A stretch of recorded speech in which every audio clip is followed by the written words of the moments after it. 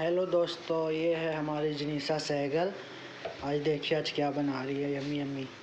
अब क्या बना रही हो जनीसा? पकोड़ा। किस चीज़ का पकोड़ा? किस चीज़ का? ये देखिए, ये पनीर का पकोड़ा बनाएगी जनीसा, और आलू और गोभी का भी पकोड़ा बनाएगी। यस जनीसा, आप सबको दोगे ना खाने के लिए? हाँ। हाय कर दो, हाय कर दो। हेलो।